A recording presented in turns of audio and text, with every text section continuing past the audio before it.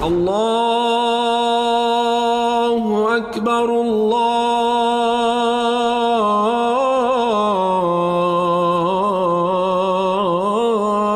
أكبر. Assalamu alaikum and welcome to the Islamic Center at New York University podcast, coming to you straight from the heart of New York City. We're building an amazing Muslim community here at ICNYU where everyone is welcomed and respected no matter where you're from or where you're at. This is the place to be. So open your ears and your heart and come along with us on another life-changing journey. Bismillah.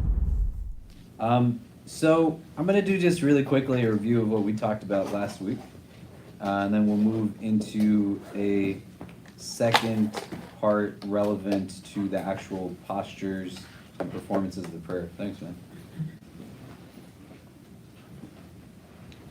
So for those who weren't here last week, and as a recap for those who were, we talked about conditions of the prayer, and this is in reference to ritual prayer within Islam, right, which is different from supplicating to God, which you can do in any language, pretty much in any place, in any time, any state. You don't even have to be Muslim. There's a verse in the Quran that says, وَقَالَ رَبُّكُمُ ادْعُونِي أَسْتَجِبْ لَكُمْ, that say, وَقَالَ رَبُّكُمْ, your Lord, says, ud'uni, like call upon me, make dua to me, supplicate to me, astajib lakum, I will respond. And what the explanation of that verse is that even if somebody's not Muslim and they turn to God and engage God in supplication, God hears the prayer and responds to the prayer and answers to the prayer. What we're talking about is not that kind of prayer. We're talking about the ritual prayer that takes place 5 times a day in Islam. It's called Salah. And what we talked about last week were the conditions of the prayer, meaning these things have to happen in order for you to begin the prayer itself. Before you commence the prayer, these things have to be taken into consideration and ensured are present. Does that make sense? So all of this is outside of the prayer, but you're kind of lining them up to make sure that they're checked off before you begin. So the first thing that we discussed was that before one prays, they have to be in a state of ritual purity, meaning what we call wudu. This is, in English, translated very archaic language, ablution, but you're like washing up for prayer. And when you go through the washing up, which we talked about months ago, I'm happy to review that with people who might not have been there when we did that, or walk you through it, or we can even do that like next week if there's enough people who haven't gone through it, or it'd be helpful to them. But you're essentially washing parts of your body that are pretty easily accessible, right? When you're in a minor state of what's called ritual impurity. And you enter into that state if you use the bathroom, right? If you pass wind, if you've like slept beyond dozing. So if one of you, for example, just kind of like knocks out for a minute or two while I'm talking, that is not in and of itself enough of a state of sleep that you would now have to do this again. And once you do this, you're in that state until something breaks it again. So it's not that before every prayer you have to do it, but if you do it once and you maintain it, then that suffices. Does that make sense? And this is getting us into a place where a common thread for all of this is you're starting to just inculcate mindfulness within you, right? You're getting to a place of just awareness, consciousness, the way that you would be readying yourself for anything that had a certain level of importance to it. This is something that is done pretty easily once you get the hang of it, but it's still meant to be done with presence so that you are starting to align yourself, not just on a physical level, but on a metaphysical level, like mentally, emotionally, spiritually, as well as physically aligned towards the prayer. So that first is that you are going to essentially wash up for prayer. Second, you're going to ensure that the place you're praying, your physical body, the clothing that you have, all of these things are also free of anything that is deemed to be ritualistically impure. Assalamu alaikum. So, for example, in New York City, you could have people that would say, I'm not going to pray on the sidewalk, it is a sidewalk. But the default in Sharia is that everything is assumed to be clean unless there's a reason to believe that it's not clean, right? So a physical manifestation, an odor, like discoloration, these kind of things could allude to something. But it's not that just because you're walking on the street of Manhattan, it means that the sidewalk is dirty. And you'll find Muslims praying pretty much everywhere, all over, but the place in and of itself has to be clean. So of the few places one couldn't pray, like a bathroom, you're not allowed to perform ritual prayer in, mostly because of the chance that something that's impure, like urine, might be present someplace. There's a likelihood of that. And similarly on clothing, etc. You're going to cover your nakedness, like when you're in a state of prayer, right? And for men, this is going to be from your navel to below your knee. For women, it's everything other than your face, your hands, and your feet. And that becomes a part of it. You won't see a man like praying in those clothes, right? Like the way all of you are dressed right now would suffice. And that's kind of what the baseline understanding should be. But you can again see kind of the thread of just awareness, mindfulness. You're going to face towards Mecca, in particular towards the Kaaba. In Arabic, this direction is called the Qibla. And people have apps on their phone. You can use compasses. It's really easy to use the sun. And there's a lot that's very elemental in its relationship within Islam. Right? The idea is not that you're just constantly stuck in your old world. When we wash up, we're washing up with water.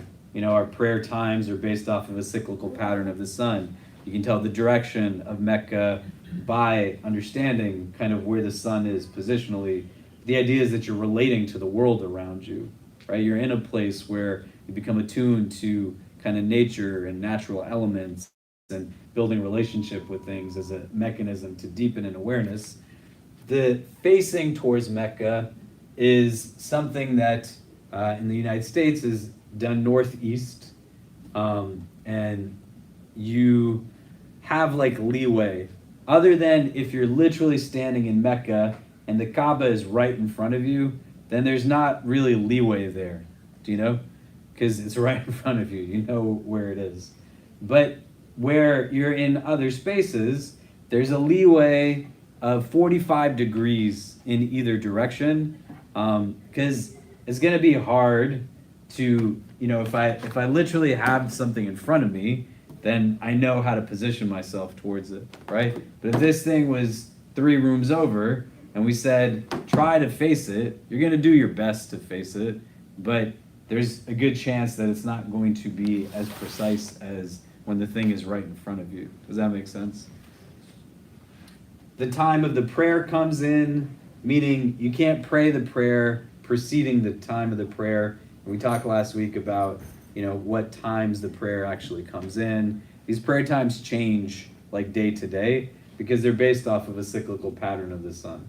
So, right now, like our morning prayer that takes place between true dawn and sunrise is much earlier than it would be in like late December when the days are shorter, right? And daylight savings times kicks in different ways, And you'll see that throughout the year. And it's also, again, like interesting to think out, especially for us in the States, that you experience both daily practices as well as seasonal holidays at various junctures in the calendar year, because they're not all going to happen on a lunar calendar at the same time aligned with a Gregorian calendar, right? The lunar calendar is about 11 days earlier in terms of its comparison year to year to the Gregorian calendar.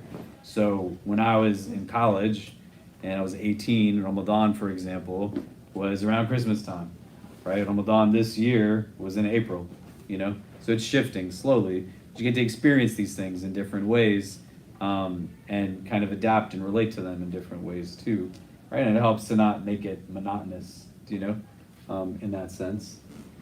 Then you're gonna have an intention. This is all still outside of the prayer, right? And the intention is affirming the act that you're about to undertake, right? Citing the units of prayer. We're gonna talk about these, the number of cycles that goes into it, its kind of categorization in terms of legality, these kinds of things.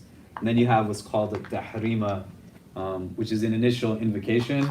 That if you've ever seen Muslims pray, you've prayed yourself, they do typically what's called a takbir, Allahu Akbar. They'll raise their hands up, and now they're in the state of prayer, right?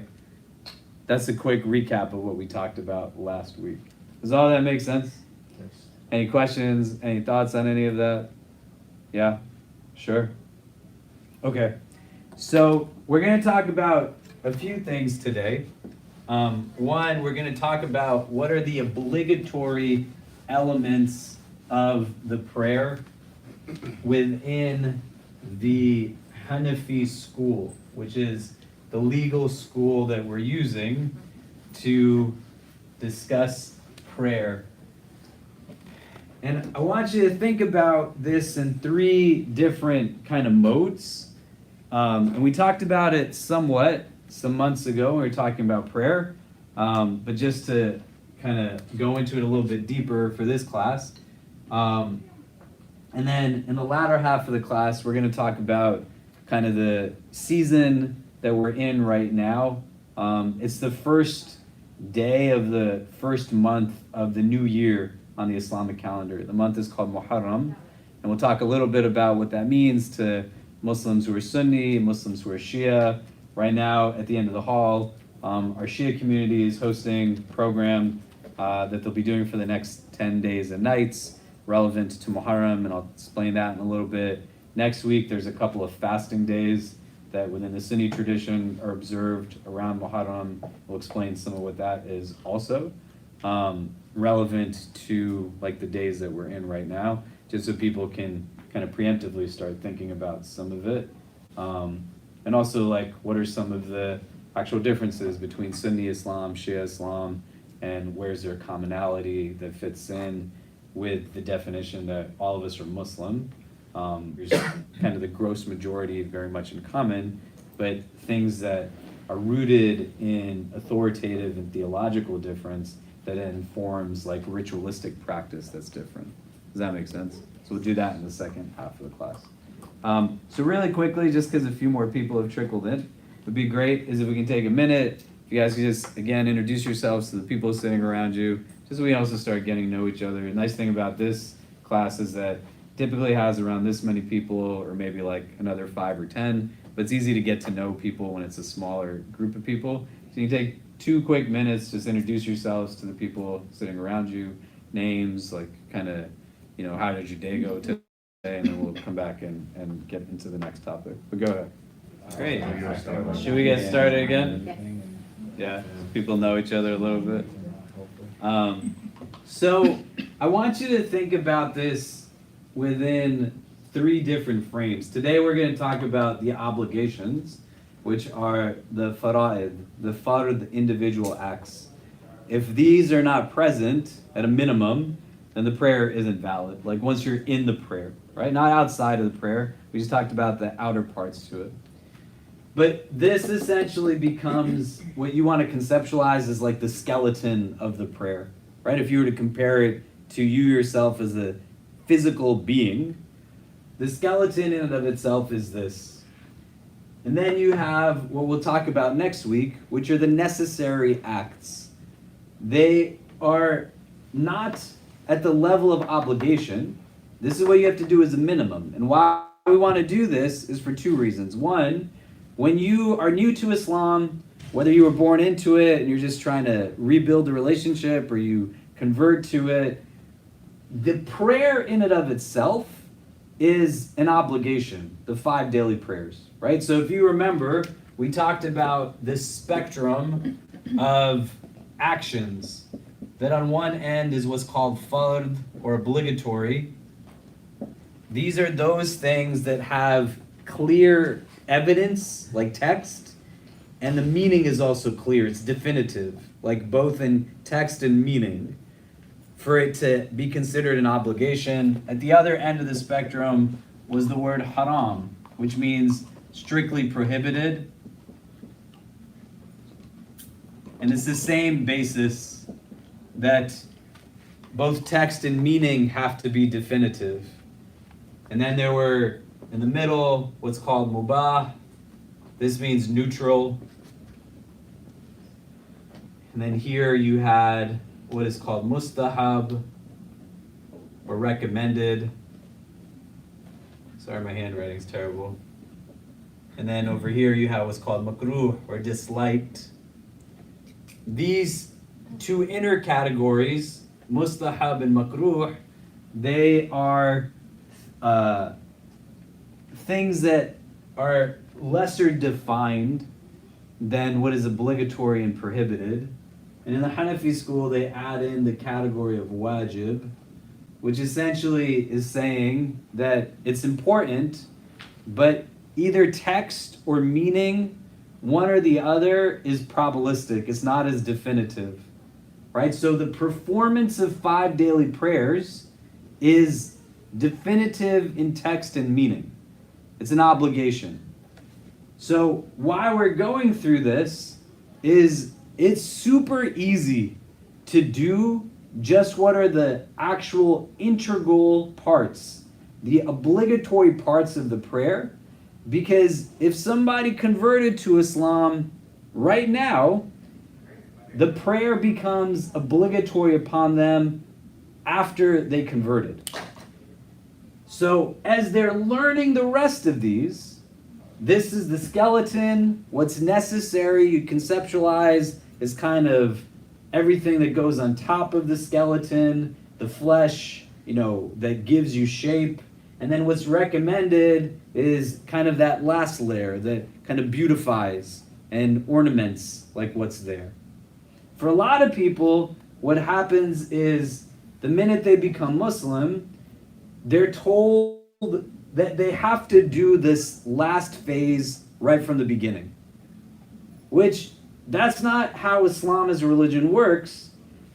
You don't have to study Islam. You could if you chose to, but you're not required to study and know anything of practice and ritual when you take like the Shahada and you convert to Islam. So there's not like a 6-month course that everyone takes in order to convert. Do you know? You kind of pick it up as you go along. Do you know what I mean? There's all kinds of reasons like people become Muslim. I've met people who they've been in a Muslim country and they heard the call to prayer and it was so beautiful. They followed it to a mosque, and then from the mosque they heard some people talking and they said, this religion makes sense to me. I've met people who literally are morticians, that their job was to bury deceased people, and they appreciated the way that Muslim people treated their dead in comparison to others, that became an entry point for them. Others who were housekeepers in apartment complexes that saw just how clean that Muslims' clothes were that they were laundering for them. And when they inquired, how is it that this is so clean? They would say that because of those conditions we talked about. So all of those people, they didn't sit down and say, I know how to X, Y, and Z ritually before becoming Muslim. And people have varied journeys, right? There's going to be people who you might meet, might be you yourself, who you came and prayed with a bunch of people before and tried to figure out what does this mean and this and that. That's fine. No one's saying that's wrong to do, but it's not something that's contingent upon your conversion, right? For one to convert, they don't have to know how to do it beforehand, but after they've converted, when the prayer time comes, they got to pray. And it's important for a second reason, that if you're going to teach somebody how to do it, you want to teach them in a sequential order, because if you overwhelm somebody with what's going to be this last list, what we're talking about today is just going to be 6 things, and of them, most are just about how you stand and how you bow and how you prostrate. It has nothing to do with reciting anything, right? There's going to be one point where we talk about saying something in Arabic that's really minimal, that suffices as you are learning like these other parts to it. Does that make sense? Does it? Can somebody say back to me what I just said so that I know that what I'm saying actually makes sense? Like, why are we doing this? It's the bare minimum. It's like the most important and the bare minimum, so that when we start praying, we know what's actually necessary before getting overwhelmed with everything else. Great. So this is where you start, and when you're doing like the prayers, and you don't want to get into your head and second guess yourself, right? That says, well, it doesn't look the way everybody else's does. You're going at a pace that makes sense for you. This is why in this bucket was the first chapter of the Quran, Surah Fatiha, that we looked at for like 3 or 4 weeks in meaning and what it was about. Because how will you know how to recite it right from the first day? You don't speak Arabic, you've never like read Arabic in your life, the letters are not even all the same like sounds, right? There's no ayn in English, there's no ha in English, right? There's no ra, there's no kha, you know? There's not cognates of all of these things. So it creates an entry point that can be really kind of burdensome, because you want to try to do your best, but the idea isn't that making it harder on yourself is somehow better. You kind of go in a process. And when somebody is new to Islam, it's a valid reason to do only this part, right? The idea is that you should be doing this unless there's a reason not to. And there's a reason not to because you don't know how to do it yet. Does that make sense? Yeah? So we're going to go through this. This is what you're going to think of as the skeleton to the prayer. And then from there, we're going to talk next week about what the necessary actions are, which included what we were talking about for the last few weeks, like the recitation of the first chapter. And then we'll talk about the recommended. We'll talk about what are things that are disliked in a prayer and what are things that nullify the prayer, like what breaks a prayer. Does that make sense? And we'll be doing that over the course of the next 4 to 5 weeks. Okay.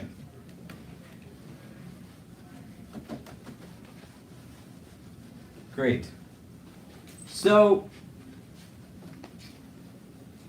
the first part to what becomes obligatory, a fard in your prayer, some people consider the last condition, which we had outside of the prayer, as being potentially also understood as the first necessary, the first obligatory part of prayer. Does anybody remember what the last condition was that we had listed here?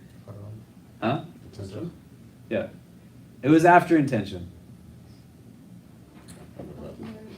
What did you say? I was thinking of the spectrum around. So before we had the spectrum, Oh. the list that we went through just to review from last week. Oh, the Tarima? The tahrima, right? What was that? Do people remember? Allahu Akbar. So Allahu Akbar is one of the things it could be, but the tahrima itself is just like an opening invocation, right? It's got to be something that is essentially proclaiming some kind of idea of God's greatness, you know? In the next kind of sections that we talk about, it's going to be that as you distill it, you're going to say Allahu Akbar. So if you're able to say that, that's fine. But here, it's considered like what's entering you into the state of prayer. So some people see it as a condition outside, what we had listed before, and some people will say it's like the first obligatory part to it, right? Both functionally do the same thing because they're both obligations, right? It's either an obligation that is the last thing that is outside of the prayer, or it's an obligation that is the first thing that's the first part of the prayer. Does that make sense? Functionally, it's the same thing. This in and of itself now is still doing what we said it did last week. It has the same letters as the word you said before. What was that word? Haram. Yeah, so you can still see that, right? Haram tahrima. The idea is what's happening now when you're entering into the state of prayer is that you are rendering in that moment things that are normally permissible, impermissible. So when you're in a state of prayer, like you're not talking to the person next to you. The way you could talk right now, you all were introducing yourselves to each other, your phone rings, you're not picking up your phone, right? So silence it if you can. But you're not doing actions that if someone was to see you do those actions, they would understand you to not be in a state of prayer. Does that make sense? So you can't like eat while you're praying, right? Like someone's leading the prayer. You know, I tell this to people at the end of Ramadan. My son is 7 years old, and when we were breaking fast, he was here some nights, and he positioned like right in front of him a juice box that he had, and whenever he would go down in the prayer, he would like sip the juice, and I could hear him, right? And I knew he was gonna do it, and then when he did it, it was pretty amazing. And then at the end of it, he's looking at me, he's very like well satiated and stuff. He's a little kid, you know? But like we couldn't do that in the course of the prayer, right? It's just something that what you would normally be doing, you're now not doing that, you know?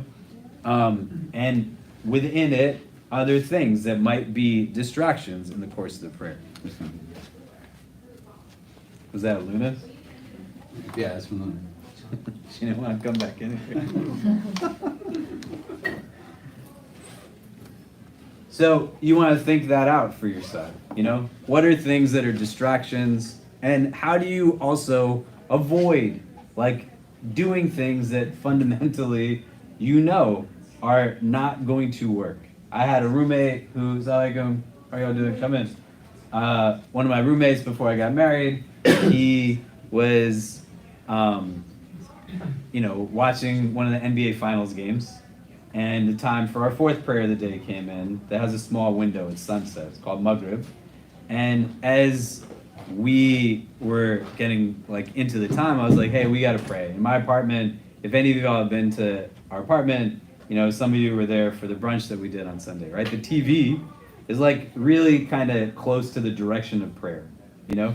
Like the TV is here and the prayer direction is this way. So I was like, hey, let's pray. And he was like, yeah, let's do it. And he just muted the television, right? And I was like, man, you gotta turn the TV off. He's like, no, it's not a problem. I was like, no, you know? Because like literally, we'd be standing and the game would still be going on in front of us. Do you know what I mean? So the idea is that you want to recognize it as also an entrance into a state of awareness. It's a spiritual act. As much as you are engaged in something that has mechanics and ritual to it, if it's done in the way that it's intended to be done, just like any exercise, it'll yield you what is done by the exercise being performed correctly, right? So you don't want to also create opportunities for you that are going to render things as potentially now having you do something that otherwise would kind of invalidate the prayer, right? You can't watch TV while you're praying. Do you know what I mean? Does that make sense, right? You can't be like talking to somebody or eating something or doing these kinds of things. So this initial invocation at an obligatory level is just you reciting something that is glorifying God in some capacity. And so you could theoretically say other words also, but if you're able to say that Allahu Akbar, then that is what you're gonna do. Does that make sense? And this is done with all those other conditions that we talked about being in place. The second obligatory act of prayer, not necessary or recommended. This is what's creating the skeleton that renders validity to the prayer, is that you are going to stand, if able to, for the obligatory prayers. So there are different types of prayers that you have. There's some that are voluntary, right, and some that are obligatory.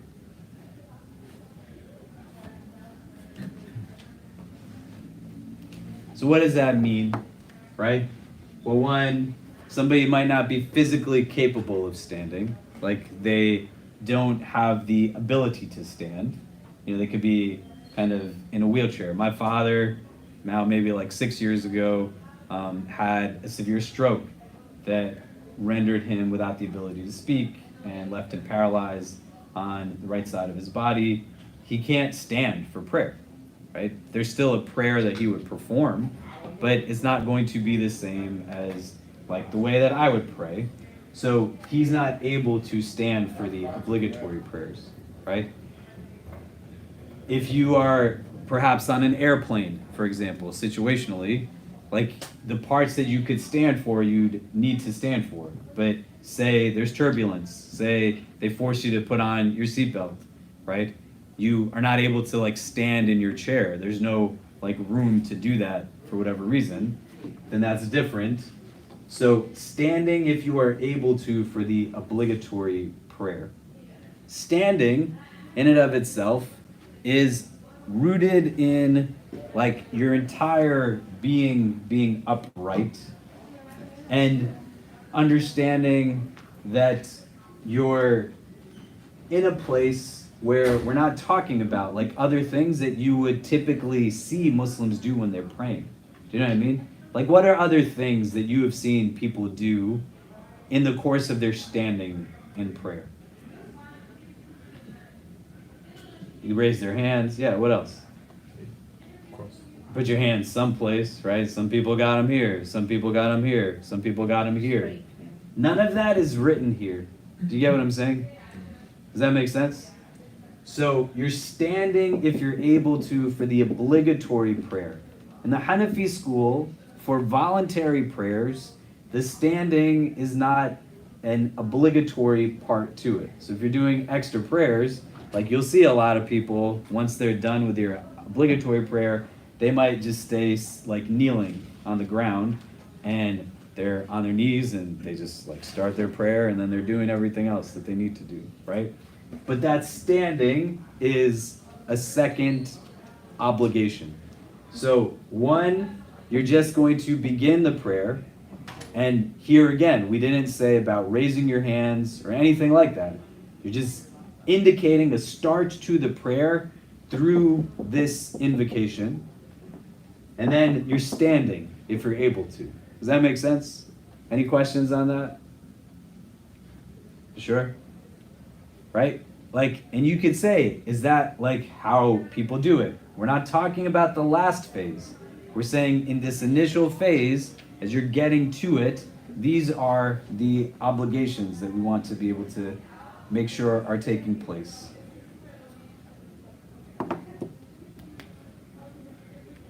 Situationally, is it possible to pray on an airplane? Like if you can't stand up anywhere, but like say Yeah, you would pray in your seat. Okay. And to the best of your ability, you would pray. If you can't face towards Mecca, Yeah. then you would try the best of your ability to also face towards Mecca. Okay. You got to pray the prayer in the window of time that it comes in. Yeah.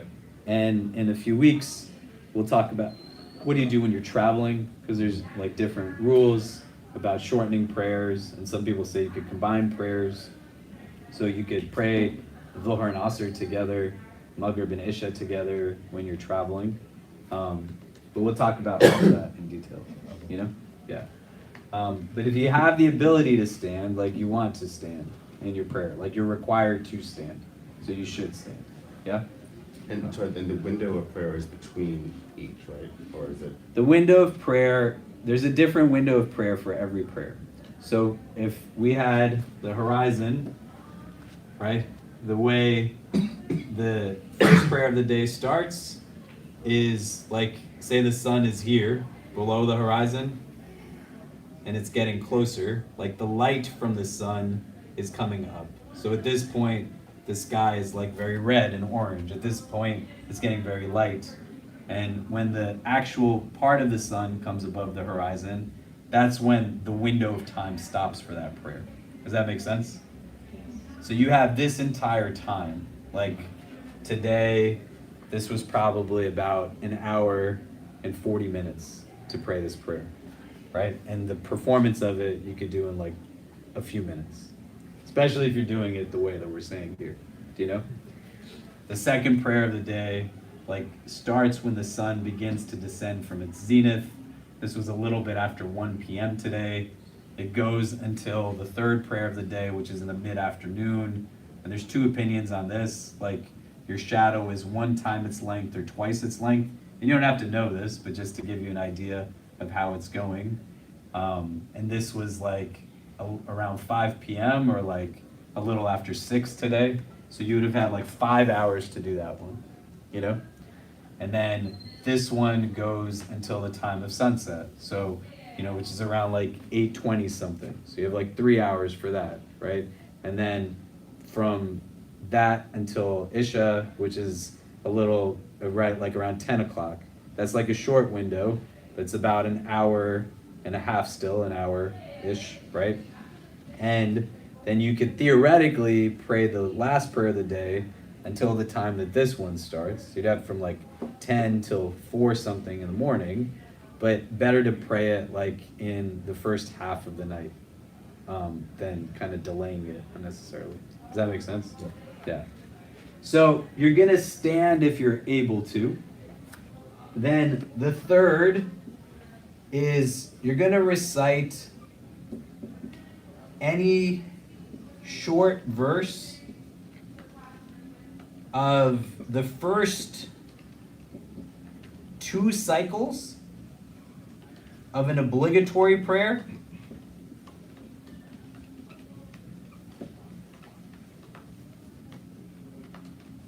And every cycle of a voluntary prayer. Or what we also call, like a different category that's called the witr prayer, that we can talk about in a bit. So what does that mean? That doesn't mean you have to recite the first chapter of the Quran, Surah Fatiha. It doesn't mean you have to recite the entire chapter of a short, like, chapter, or like one very long verse. Those are things that we'll discuss when we get into the necessary acts and the recommended acts. The shortest verse in the Quran is 2 words in Arabic. It says, thumma nadir, right? You want to repeat after me? Thumma, like, so the way it's pronounced is like the word theta in Arabic, right? Theta, people want to say theta. Theta, right? So you get the tha and theta. So thumma is with the tha and theta. Thumma nadir. That's it. If you just say that, that's all the Arabic you got to say in the prayer. In that first wave of learning. Does that make sense? Some of you in the room have either been taught or taught others that you got to do a lot more than that in the beginning. It creates a lot of stress. It creates a lot of anxiety, right? That, you know, am I allowed to do it this way? Can I read this? Can I have something playing in my ear while I'm doing it? Don't like feel like you did anything wrong, right? Because you're trying to figure out if somebody is engaging you, either virtually or in person, that they might know how to pray, but they might not know how to teach you how to pray, right? As you're going through it in a pedagogy that makes sense, relevant to where you are. Do you get what I mean? Mm-hmm. Does that make sense? Yes. You also don't want to get in your own head, right? That says, but it's not the same, because you're working towards something. So why, like, we spent a good chunk of time breaking down the first chapter, Surah Fatiha, because it's a necessary. It's the second box of category. It's a necessary act, and you want to, like, put in reasonable time to learning it, and not just its translation, but why we spend so much time on its meaning is you can learn the translation of something, but it still isn't going to invoke, like, the meaning of it, you know? And for it to be like a real spiritual experience, doesn't mean you have to speak Arabic, because you can speak Arabic and you still might not really get what it means, right? Like, what is it trying to convey? What is it going to invoke? If you missed those sessions, we have them all recorded. They're on our podcast, they're on our YouTube channel, and we can go through those as well. But the base of this is that when you're starting, you're going to just have to say and recite any short verse of the Quran, right? In the shortest verse, it just says this, thumma nadir, right? It's a complete verse, and that suffices. Does that make sense? Yeah, go ahead. What's the meaning of it's not too complicated of a question. Thumma nadir means, and then he looked. Yeah, so thumma means then in Arabic, and nadir is like a sight of the eye, right? So if someone said yandur, it would mean like he looks or he sees, right? Tandur means like she looks, right? So nadir, glasses have like the same root in Arabic, right? You're wearing glasses, so you get, right? It just means and then he looks. Any other questions? You have your hand raised? Yeah, I just wanted to check with Tahrima, do we do the Nia also? That was one of the That's an conditions outside of the prayer. Yeah, so it's not part of the prayer. This is like in the prayer now where the obligations. So those 6 things that we talked about last week, those are the things that you need outside of the prayer, right? Wudu, clean place to pray, nothing like dirty on your body, your clothes, you're facing towards Mecca, like the prayer time came in, you know, those things that we discussed. Yeah? Yeah. The word verse, is it also the same as ayah? Like, Yeah, it's just any short ayah of the Quran, like a verse. So the Arabic word for verse is ayah. Ayah means like a sign, right? And signs are like indicators of something deeper, do you know? That's the whole idea with this, is that Islam doesn't divorce religion, spirituality, and ethics, but it synergizes them so that when you're looking at something, you see it as a signpost for like something with a deeper meaning. You know, it gives you an opportunity to find beauty in what surrounds you.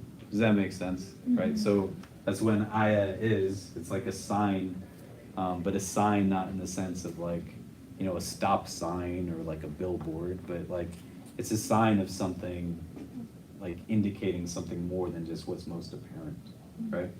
Okay. Then the 4th is bowing.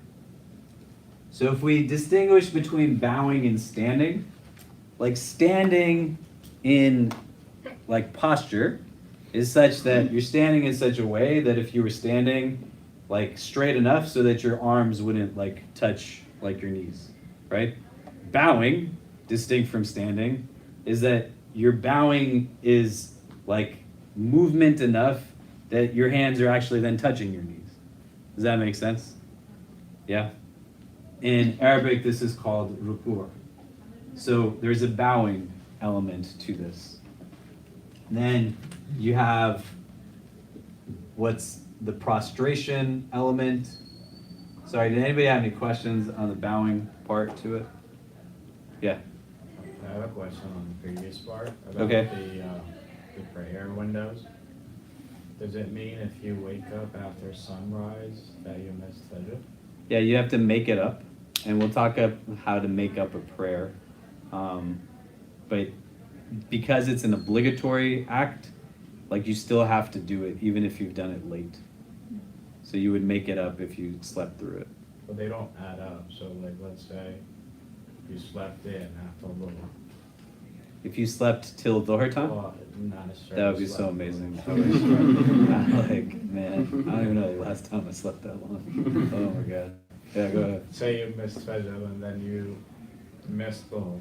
Sure. Do you So have if to you go- miss prayers, right? Say you miss, there's a distinction between missing like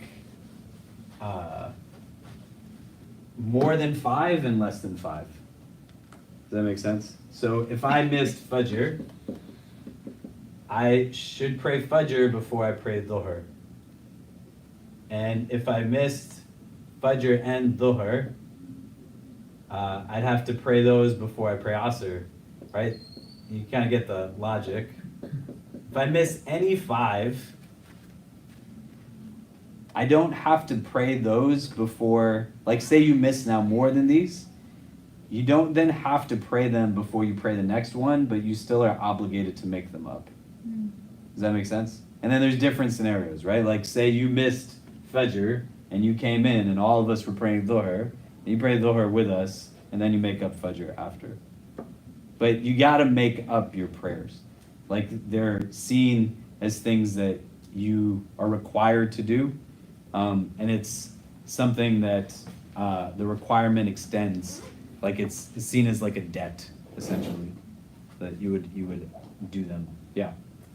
I have a question about praying during, or making prayer during the forbidden time. So before you erase it, so let's say I miss Dhuhr, Yeah. right? And Asr comes in. I would have to make a Dhuhr before I pray Asr, but like technically you're not supposed to pray another, or I don't know, there's nothing between like Asr and Maghrib. So do I still pray Dhuhr between Asr and Maghrib to make it up, or do I make up Dhuhr after Maghrib? If you were praying Asr, why would you pray it before you prayed Dhuhr? Like if you had to pray Dhuhr, right? Why wouldn't you do that first, even if you missed it? Just because Asr time came in. So I wasn't sure if like, because Asr time came in, I like that's the first thing I do is pray Asr, and then still make up Dhuhr, or like.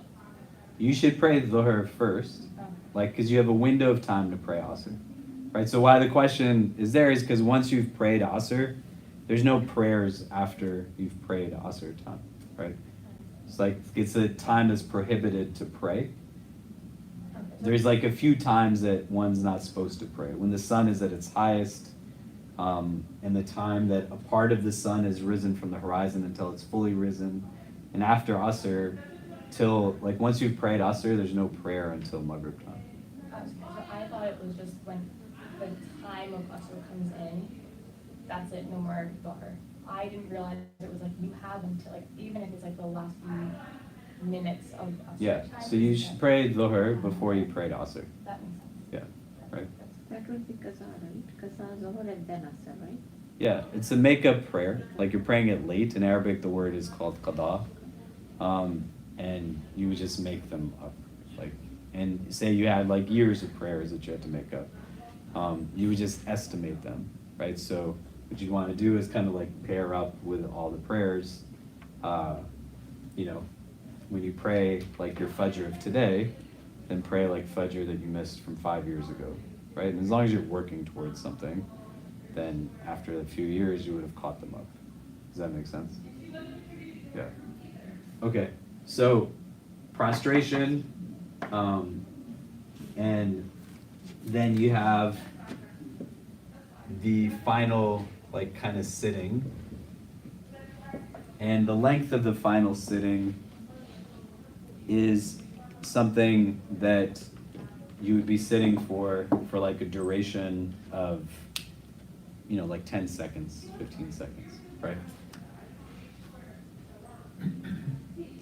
What are some of the things that you see missing from here, if you've ever seen like a Muslim person pray, or you yourself have prayed before, in like a typical prayer? Like the finger at some point. Yeah, right, so you raise your finger, and we'll talk about that, and there's like certain things that you say, called the tashahhud, right? It's not written up here, you see? Yeah, what else? What is that? So this is, prostration is sajda, right? And you're just doing this like in the course of the prayer. Yeah. Yeah. The Salam. The salams, right? So when you're here, like you just end the prayer by doing something that's outside of the prayer. Do you know? So you, like most people when they're like finishing their prayer, what you would normally do is turn your head to the right and the left. You give what's called salam, assalamu alaikum, wa rahmatullah, assalamu alaikum, wa rahmatullah. But in like the basic structure of what is obligatory, that's not a part of it, right? How you would end the prayer is just by doing something that's an act outside of the prayer, you know? Like just get up, you know, grab your phone, do this, do that, you know what I mean? Yeah. But it's not like, I don't want to say that it's easy in the sense that there's not still like mechanics and stuff that goes to it, but it's very different from adding everything else that we said will be added, the necessary acts, which is like kind of the flesh to the body, the recommended acts, which is what kind of beautifies and gives kind of more of an ornamentation to it, right? This is really just about you're getting acquainted with it and you're doing what is required of you, because the prayer on its time, and even if you're praying it late, but you're still praying it, like it's still 5 that you got to get done in the day, you know? And you don't want to not do them because it's overwhelming to say, I don't know how to do it in its final form yet. Like that's what you're working towards. Do you get what I mean?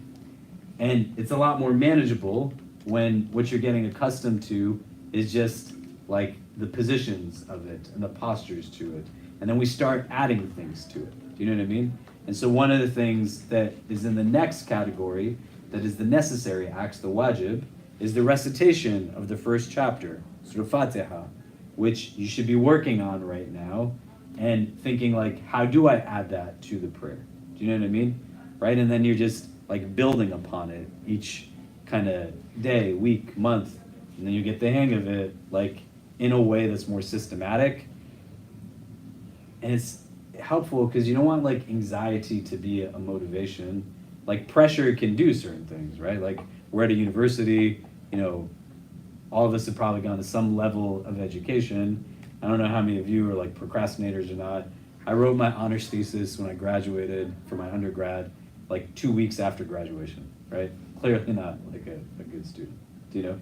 But fundamentally, like for some people, when the deadline is there the next day, the adrenaline kicks in and they just like get it done, do you know? It's not gonna work that way when you're trying to engage in an act that is meant to bring you spiritual rest and inward balance and contentment. You don't want the onset to be something that says like, hey, this religion doesn't make sense for me because I'm not Arab. And why is God making me somehow now suddenly overnight know all of this and I don't even know what the words mean? But the idea is like you don't have to know all of those things overnight. Do you get what I'm saying? Right? And it allows for there to be then a progression that's gradual, that outside of the prayer you start to learn those things that we're going to go into a little bit more detail in the coming week, and break down a little bit more so that there is that much more of like a sense of presence as well as kind of systematic engagement. So what you want to do is what we talked about last week and we reviewed right at the beginning, the conditions of the prayer, right? What do you need like before you start to pray?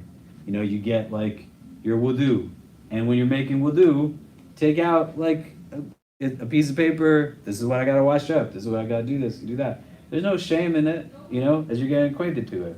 When COVID, I herniated 2 discs in my neck, right? Our community is really big. We had a lot of things going on. I also was just like very sedentary, not taking care of myself so well, carrying a lot of people's trauma. My body was like literally collapsing on itself. When I herniated these discs, like this part of my shoulder swelled up to here. I had to reteach myself how to use my left hand. It was like pretty interesting of an experience. And when I was going to physical therapy, because it was COVID, everyone wasn't allowed to go to physical therapy. And we had members of our community who were physical therapists who allowed me to like come into their practices and offices. But the only people who were going to hospitals and physical therapists' office and these kinds of things at that time were like the people who were most immunocompromised, you know? So I'd walk into this physical therapy office and it was me and like 15 really old white ladies. And the physical therapist would hand me a weight. There was like this neon pink 1 pound weight. And this old 80-year-old woman next to me is like, got like a 5 pound weight in her hand. And she's looking at me like I'm the most miserable thing in the world. And my physical therapist said, if you want, you know, we could be in a private room. I was like, no, man, I'm good. I'm not gonna let this old bully woman put me down, right? Because just because I'm at a certain place doesn't mean that that's where I'm gonna be. And this is just where I'm at right now, and that's fine, you know? And you don't have to think about it in any other way that I am somehow lacking or inadequate. How would you possibly know a language that you've never spoken before? Let alone, like, just spit it out fluidly in these ways. Do you get what I'm saying? So you want to have a sense of compassion towards yourself and recognition that like it's made with sensibility to get you from point A to point B. So equip yourself with the conditions that we talked about last week and recapped before this, and start to do this in these timings as you're getting acquainted and kind of learning the other things that we're going to be going through. Okay, so I want to take just 10 quick minutes before we wrap up to talk about kind of the season that we're in right now.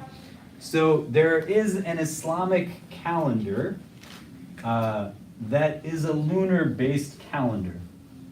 And the first month on that calendar is the month that we're in right now. It's called the month of Muharram. Fun fact, I was born on the 1st of Muharram, and I don't know how many lunar years old I am right now. Probably like a million. But Muharram has a couple of different meanings to different groupings of Muslims. For the Shia community, it's a very somber kind of grieving period. And we'll talk about it in a bit, but the base of it is a very tragic incident that every Muslim, like no matter where they're from, recognizes as a deeply tragic incident. They're Sunni, they're Shia, they come from any part of the world. Like historically, every Muslim has said this is an atrocious act. It's a deeply unifying concept because everyone agrees to it. There's an instance that takes place at a location called Karbala where the prevailing authorities essentially massacre the family members of the Prophet Muhammad, peace be upon him, inclusive of his grandson, Hussein, alayhi salam, may God be pleased with him. And we'll talk about that in like 3 minutes. But what you're gonna see here at our center, we're a very large community and also very diverse.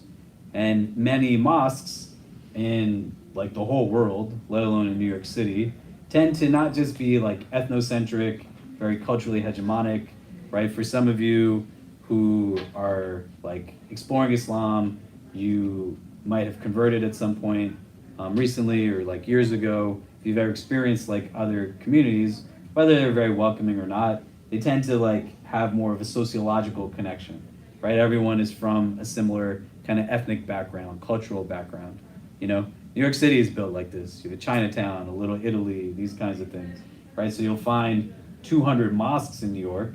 There'll be like Sudanese mosque, a Malaysian mosque, there'll be Bengali mosque, a Yemeni mosque, like, you know, all of these different kinds of things.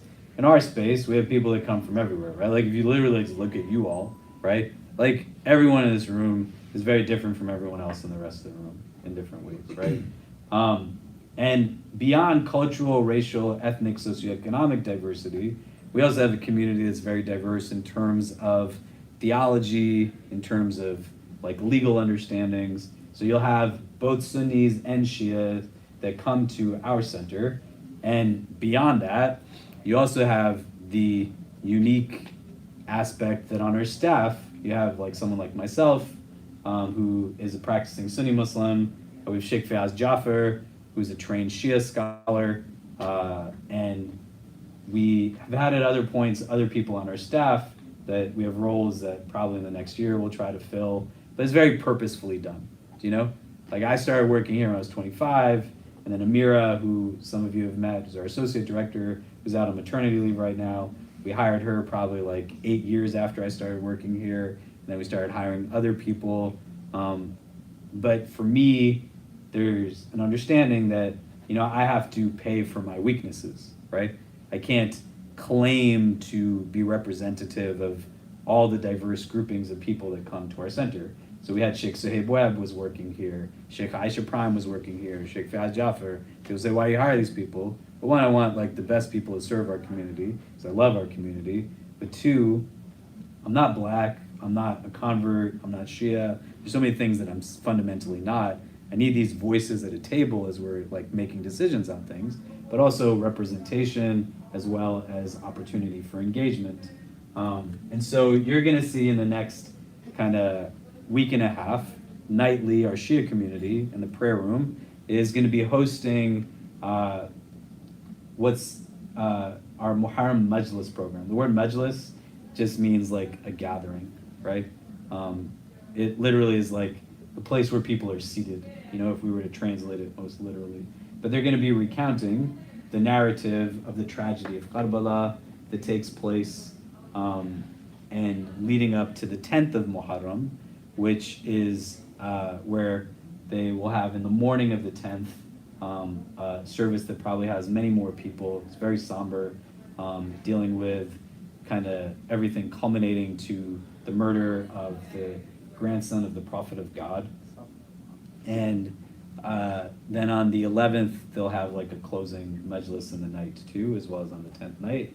And you should feel comfortable in going to it, you know, whether you are Muslim or not, whether you identify as Sunni or Shia, whether you even know like which one you identify with or not, just to be able to kind of engage and understand the experience. It is a somber kind of gathering, so what you'll see is that people who are typically there, you know, they're wearing like darker clothes, and you'd find in the Shia community, they wouldn't be doing in these days like things that are celebratory. You know, there's no weddings, like, you know, birthdays, etc., these kinds of things, right? It's a very somber, grieving period. In the Sunni tradition, Karbala is also given like a deep recognition and deference towards. So what happens, to give you like a quick history 101, when the Prophet Muhammad, peace be upon him, passes away, there's not in the Sunni understanding, an outlined authoritative structure that is defined. In the Shia tradition, the understanding is that the authority should be passed on to Ali radiallahu anh, who is the son of the Prophet's uncle Abu Talib. Ali is also married to the Prophet's daughter Fatima. There's many Sunnis who thought Ali should also be in charge. There was people who thought like a variety of people should be in charge. In the Sunni tradition, the successorship is given to a man by the name of Abu Bakr, who becomes the first Sunni caliph of Islam, whereas Ali is the first like imam of the Shia tradition. So in the Shia community, they don't use the title imam for their religious leaders because it's reserved for particular individuals who are seen to be the rightful authoritative successors to the Prophet Muhammad, peace be upon him. Does that make sense? Right? So like when you see Sheikh Fayaz Jafar, you're not going to call him Imam Fayaz, just as a matter of terminology. The word imam in the Shia tradition means something very different than it does in the Sunni tradition. So as the Sunni kind of understanding goes, you know, Abu Bakr is the caliph, and then there is Umar ibn al-Khattab, and under his caliphate, there's a lot of kind of growth, etc. historically. Then you have a third caliph by the name of Uthman ibn Affan, and then you have a fourth that is Ali ibn Abi Talib, who is the first like imam of the Shia tradition. After Ali passes, you have his son Hassan, who is going to be the caliph, and another person by the name of Muawiyah, who becomes now the ruler, and Hassan abdicates his right to authority in exchange for the provision that there would be no harm done to any of the members of the Prophet Muhammad's family. And when Muawiyah is in charge, historically, this is something that is kind of carried forth on. He has a son by the name of Yazid. And in the Sunni tradition, right, Yazid is not seen as somebody who really has the ability to take on this authoritative leadership, right? He basically is like an idiot, you know? He like avid like alcohol drinker. He has like pet monkeys that he dresses up and has them dance in front of them, you know? When Yazid is now engaged in this kind of new model of authority that is dynastic, and he doesn't have this capacity. The other grandson of the Prophet Muhammad, Hussein, he refuses to pledge loyalty to him. There are others who do take an oath of allegiance to his leadership, etc.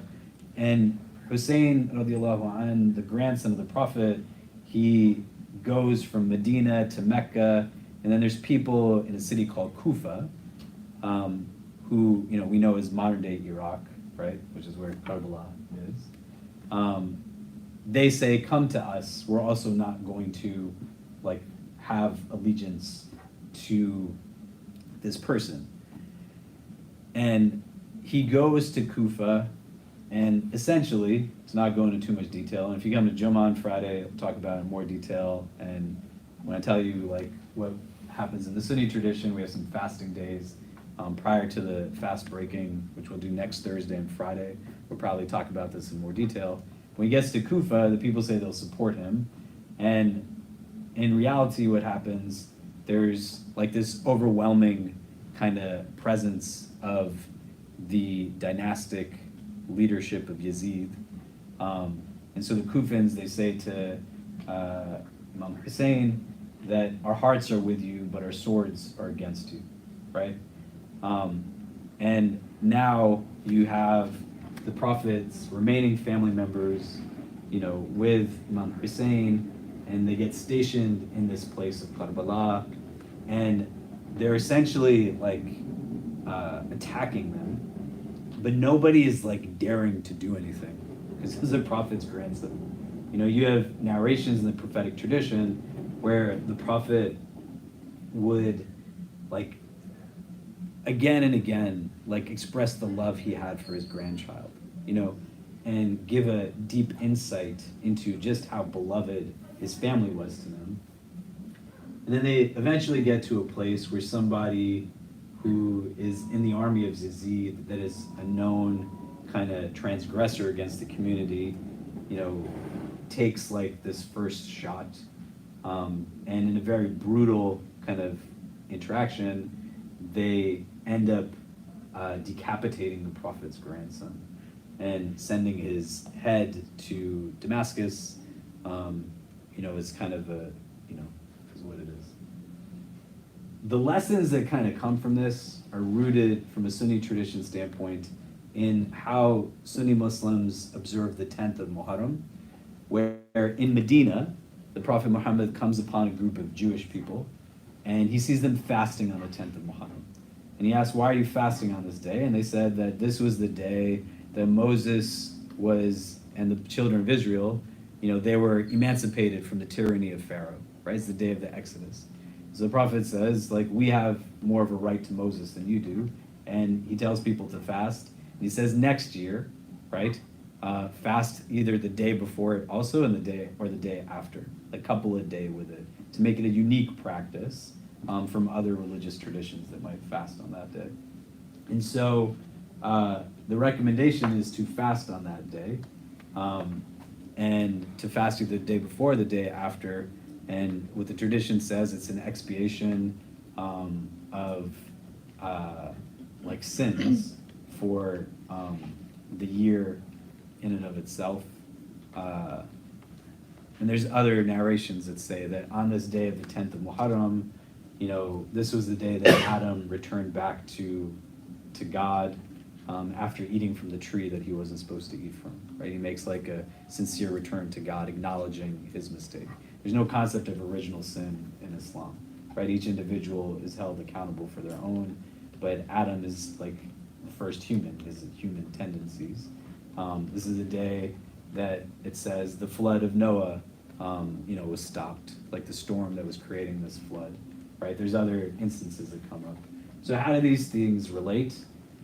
The sacrifice and kind of martyrdom of Hussein is seen from the lens of social justice and a sense of just commitment to what is right and good, to be the just most exemplary thing that you could think of.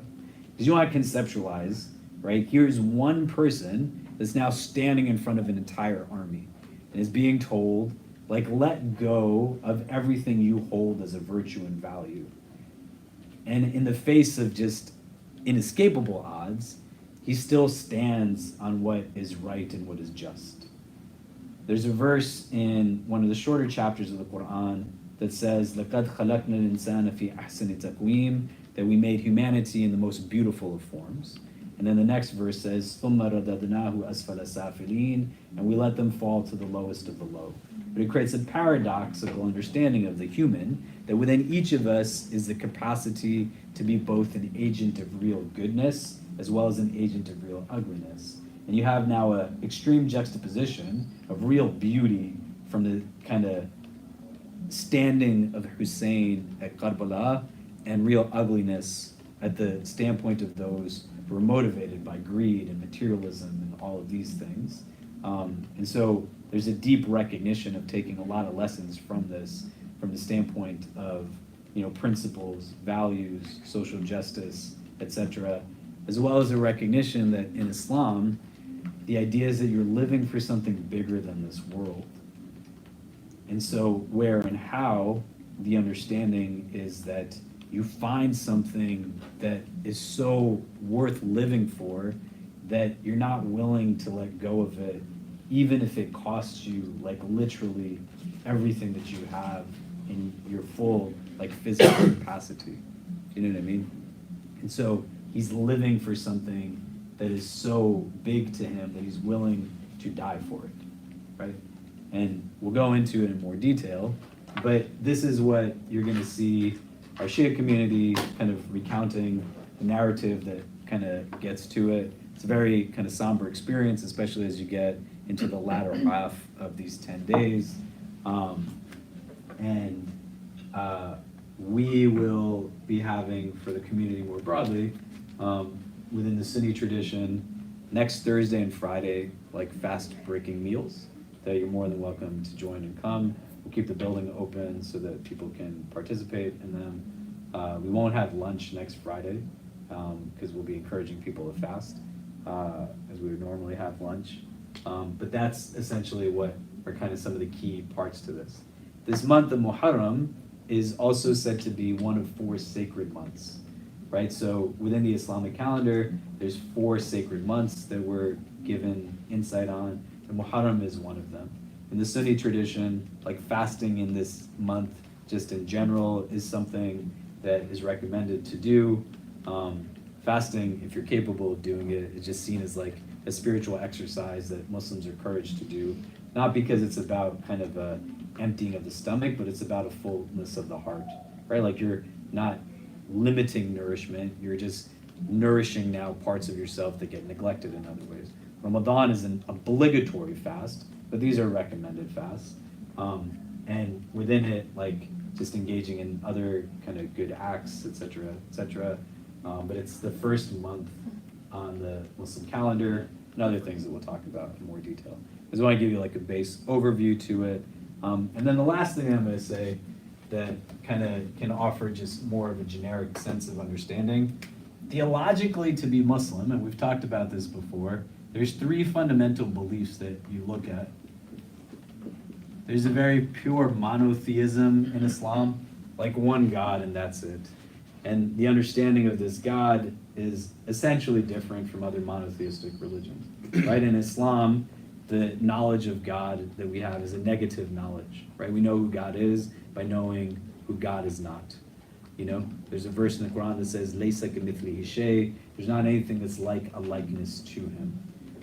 And so there's no anthropomorphizing of God in any capacity in Islam, right? God is distinct from his creation in every which way, but that's one theology. So if somebody says, I'm Muslim, but I don't believe in God, or I'm Muslim, but I believe in more than one God, right? You might not like go in somebody's face and be like, you're not a real Muslim, but they're not within the categorical definition of what makes a Muslim theologically. What makes somebody a practitioner of a religion is the theology, right? As much as like people can be culturally this, in some places you can be ethnically, like Jewish, for example, but what you buy into when you practice a religion is the theology. right? And so the foundational theology of Islam is first rooted in a pure monotheism. The second theology here is the finality of prophethood in the Prophet Muhammad, peace be upon him. So if somebody said, I'm Muslim, but I don't believe that Muhammad is a prophet, or I'm Muslim, but I believe there's a prophet after the Prophet Muhammad, you could say, well, that's something that would be problematic. And then third, you have the belief in an afterlife, right? There's no concept of an afterlife in a Meccan Arabia, right? And even here, in a supremacist society, right, an anti-black society, like deeply secularized, it's not that it's godless in the sense that there's no discussions of God, but its secularization is such that it instills within the psyche of those who are embedded in it and its structure that there's nothing that's after this. Like, this is just it. Live in such a way where you're only thinking about accountability within the sense of what's present here and now, right? It's not telling you like, hey, there's something that is beyond this world, and there's a proportionality of this world to the world that comes beyond this one. This is what Muslims believe.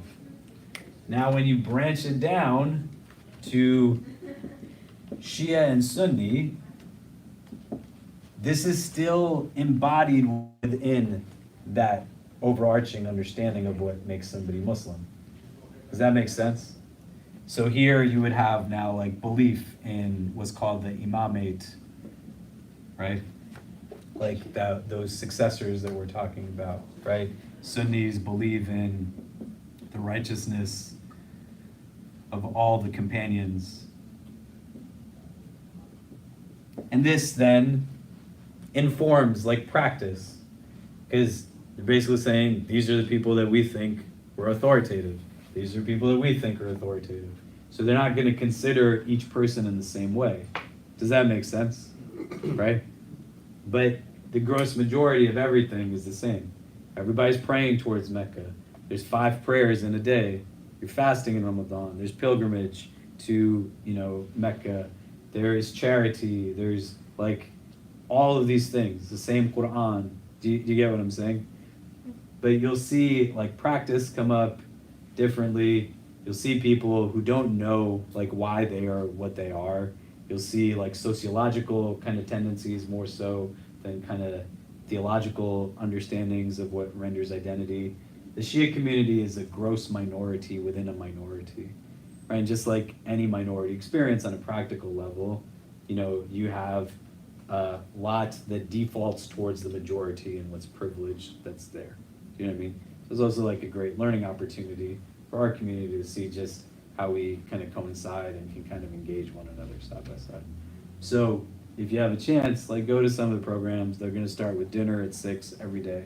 And then at around 7-ish, a little after 7, they'll get into like the content of the program.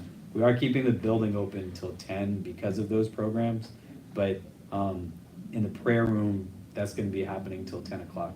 So if you end up sticking around and you have a prayer that comes in the Sunni tradition, the time for Maghrib begins probably about like 15 to 20 minutes earlier than in the Shia tradition. And so you can just pray a prayer, in one of the other rooms while the program is still going on. But like participate if you'd like. And if you're able to, and you're gonna fast next week, we'll have iftar on Thursday and Friday. And we'll do that likely upstairs here on Thursday on the 5th floor. And on Friday, we'll probably do it on the 10th floor of the building next door. Yeah, go ahead. So is the day that we're supposed to fast the 11th or the 10th of Muharram? The 10th of Muharram Okay. is the day that the Prophet saw the Jewish people in Medina fasting at a commemoration of the exodus of the children of Israel. Okay. Yeah, and then he said, next year, like when we observe this again, we should couple it with another fasting day to distinguish the practice from the practice that they found, right? So either the day before or the day after. So because our building is closed the day after, on Saturday in the summer, we're gonna just do it on Thursday and Friday. We typically would normally just do it on the 10th, but just to encourage people to try to fast like a day in conjunction with it, Okay. we'll do it on Thursday and Friday.